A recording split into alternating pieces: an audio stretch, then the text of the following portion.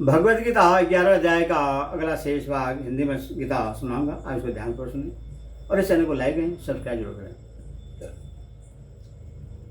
सुनिए, द्रोणाचार्य और भीष्म पितामह तथा जयद्रथ, कर्ण तथा और भी बहुत से मेरे द्वारा मारे हुए शूरवीर योद्धाओं को तू मार। भय मत कर, निसंदेह तू युद्ध में बैरी को जीतेगा, इसीलिए युद्ध कर। द्रोण, भीष्म, जयद्रथ और कर्ण, इन चारों के अलग अलग नाम लेने का क्या अभिप्राय है तथा अन्याय विशेषण के सहित योद्ध वीरान पद से किनका लक्ष्य कराया गया है और इन सबको अपने द्वारा मारी हुई बतलाकर मारने के लिए कहने का क्या तात्पर्य है। द्रोणाचार्य धनुर्वेद तथा अन्यायन शस्त्र प्रयोग की विद्या में अत्यंत पारंगत और युद्ध कला में परम निपुण थे। यह बात प्रसिद्ध थी कि जब तक उनके हाथ में शस्त्र रहेगा तब तक उन्हें कोई भी मार नहीं सकेगा। इस कारण अर्जुन उन्हें अजय समझते थे और साथ ही गुरु होने के कारण अर्जुन उनको मारना पाप भी मानते थे। भीष्म पितामह की शूरता जगत प्रसिद्ध थी। परशुराम सरी के अजय वीर को भी उन्होंने छका दिया था।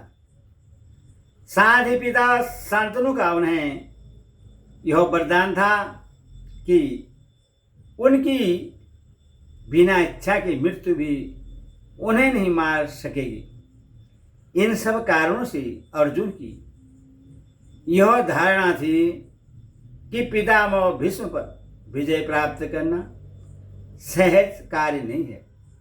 इसी के साथ साथ वे पितामह का अपने हाथों वध करना पाप ही समझते थे। उन्होंने कई बार कहा भी है, मैं इन्हें नहीं मानना चाहता।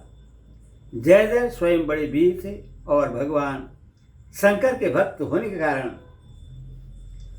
उनसे दुर्लभ वरदान पाकर अत्यंत दुर्जय हो गए थे। फिर दुर्योधन की बहन दुशाला के स्वामी होने से वे पांडवों के भी बहनोई लगते थे। स्वाभाविक ही सौजन्य और आत्मीयता के कारण अर्जुन उन्हें भी मारने में हिचकते थे। कर्ण को भी अर्जुन किसी प्रकार भी अपने से कम वीर नहीं मानते थे। संसार भर में प्रसिद्ध था कि अर्जुन के योग्य प्रतिद्वंदी कर्ण ही है। वे स्वयं बड़े वीर थे और परशुराम जी के द्वारा दुर्लभ शस्त्र विद्या का उन्होंने अध्ययन किया था। इसीलिए इन चारों के पृथक पृथक नाम लेकर और अन्याय विशेषणों के साथ योद्ध वीराना पद से इनके अतिरिक्त भगदत्त, भूरिश्रवा और शल्य प्रभृति जिन जिन योद्धाओं को अर्जुन बहुत बड़े वीर समझते थे और जिन पर विजय प्राप्त करना आसान नहीं समझते थे, उन सब का लक्ष्य कराते हुए उन सबको अपने द्वारा मारे हुए बतलाकर और उन्हें मारने के लिए आज्ञा देकर भगवान ने यह भाव दिखलाया है कि तुमको किसी पर भी विजय प्राप्त करने में किसी प्रकार का भी संदेह नहीं करना चाहिए। ये सभी मेरे द्वारा मारे हुए हैं। साथ ही इस बात का भी लक्ष्य करा दिया है कि तुम जो इन गुरुजनों को मारने में पाप की आशंका करते थे वह भी ठीक नहीं है, क्योंकि क्षेत्रीय धर्मानुसार इन्हें मारने के जो तुम निमित्त बनोगे इससे तुम्हें कोई भी पाप नहीं होगा, वरन धर्म का ही पालन होगा। अतः उठो और इन पर विजय प्राप्त करो। माँ व्यथिष्ठा का क्या भाव है। इससे भगवान ने अर्जुन को आश्वासन दिया है कि मेरे उग्र रूप को देखकर तुम जो इतने भयभीत और व्यथित हो रहे हो यह ठीक नहीं है। मैं तुम्हारा प्रिय वही कृष्ण हूँ। इसीलिए तुम न तो जरा भी भय करो और न संतप्त ही हो। युद्ध में शत्रुओं को तो निसंदेह जीतेगा, इसलिए युद्ध कर।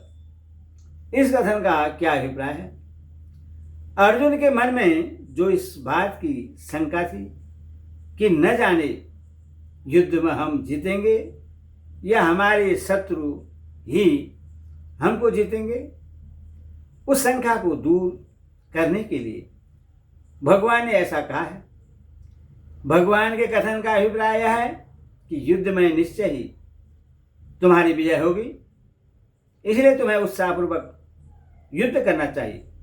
इस प्रकार भगवान के मुख से सब बातें सुनने के बाद अर्जुन की कैसी परिस्थिति हुई और उन्होंने क्या किया, इस जिज्ञासा पर संजय कहते हैं। संजय बोले कि सब भगवान के इस वचन को सुनकर मुकुटधारी अर्जुन हाथ जोड़कर कांपता हुआ नमस्कार करके फिर भी अत्यंत भयभीत होकर प्रणाम करके भगवान श्री कृष्ण के प्रति गदगद वाणी में बोला। भगवान के वचन को सुनकर अर्जुन के भयभीत और कंपित होने के वर्णन का क्या भाव है? इससे संजय यह भाव दिखलाते हैं कि श्री कृष्ण उस घोर रूप को देखकर अर्जुन इतने व्याकुल हो गए कि भगवान के इस प्रकार आश्वासन देने पर भी उनका डर दूर नहीं हुआ। इसलिए वह डर के मारे कांपते हुए ही भगवान से उस रूप का स्मरण करने के लिए प्रार्थना करने लगे। अर्जुन का नाम किरीटी क्यों पड़ा था?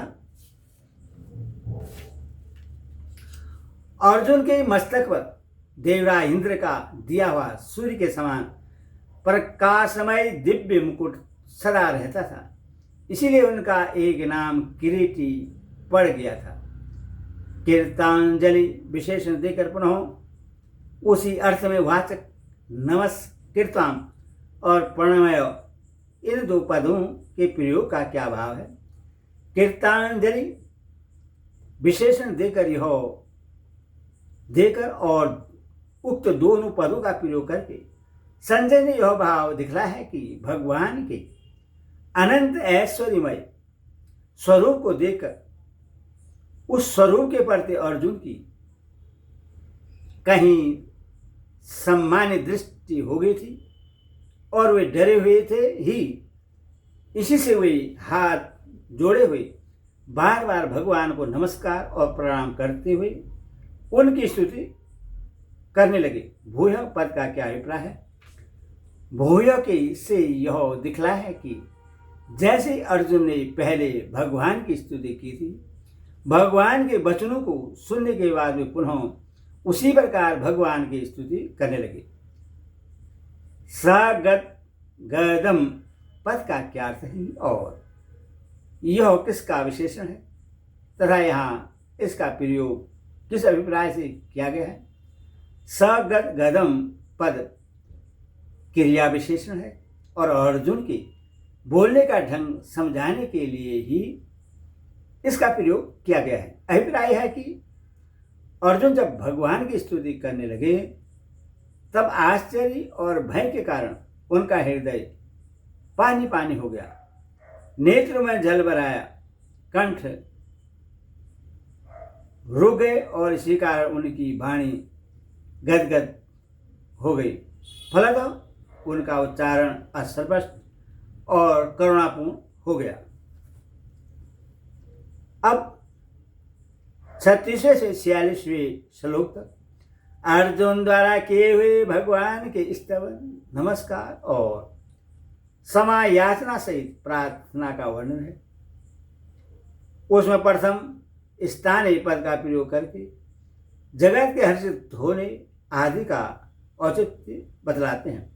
अर्जुन बोले, हे अंतर्यामी, यह योग्य ही है कि आपके नाम, गुण और प्रभाव के कीर्तन से जगत आदि हर्षित हो रहा है और अनुराग को भी प्राप्त हो रहा है तथा भयभीत राक्षस रूप दिशा में भाग रहे हैं और सब सिद्ध गणों के समुदाय नमस्कार कर रहे हैं। स्थानीय पद का क्या अभिप्राय है? स्थानीय अवयव है और इसका औचित्य के अर्थ में प्रयोग हुआ है। अभिप्राय यह है कि आपके कीर्तनादि से जो जगत हर्षित हो रहा है और प्रेम कर रहा है, साधि राक्षस गण आपके अद्भुत रूप और प्रभाव को देखकर डर के मारे इधर उधर भाग रहे हैं, एवं सिद्धों के सब समुदाय आपको बार बार नमस्कार कर रहे हैं। यह सब उचित ही है, ऐसा होना ही चाहिए, क्योंकि आप साक्षात परमेश्वर हैं। हरि ओम तत्सत, हरि ओम तत्सत।